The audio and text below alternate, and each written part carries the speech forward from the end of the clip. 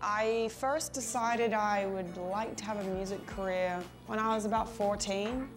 And I remember I thought I could probably get a record deal in a year. That was what I thought. It takes a year. It's pretty easy. And I thought, all they have to do is see my potential. So I'll record 3 songs. And I'll send this 3-song demo to a label. I'll send it to every label, and one of them will pick me. That's what I thought in my insane mind when I was 14, and I thought that would be a great idea, but I didn't get a record deal until I was 22, so it took a lot longer, but I had big dreams. I grew up in Australia in a place called Mullumbimby, and it's a small town.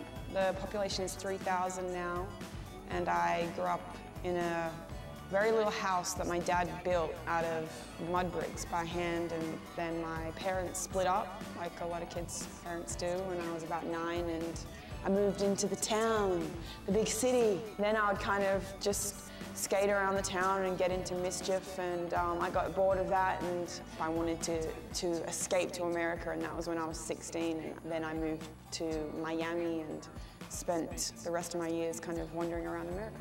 Well, the night before I got on the plane, I think, was the scariest night for me. And I laid in bed all night long in Australia in my bedroom, and I stared at the ceiling, and I thought, maybe you shouldn't do it, maybe you shouldn't do it. Maybe you should just wake up in the morning and say that you don't want to go. This is crazy. What if something does happen to you? I got up that morning, early in the morning, to drive to the airport, and my mother saw me off, and she cried, and she said, don't let anything happen to you, please be safe. And I left July the 4th, 2006, so I got to America, and I got to Miami at about 8 o'clock at night. I landed, and it had just rained, and I remember there were fireworks going off in the sky, and I felt like, it just felt right. It felt like a celebration, and I had gotten there and I had made it, and I was really excited once I actually landed.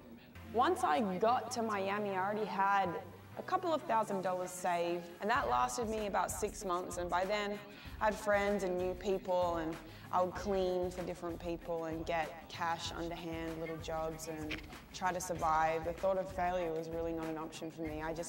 I had to keep going until I couldn't go anymore, and there was a point when I thought I was going to run out of money and I would have to go home, and that was right before I put out the first song of my mixtape called Ignorant Art, and I kind of did a bit of a gamble and I made this mixtape, and it ended up paying off for me. I got my Trust Your Struggle tattoo in 2010.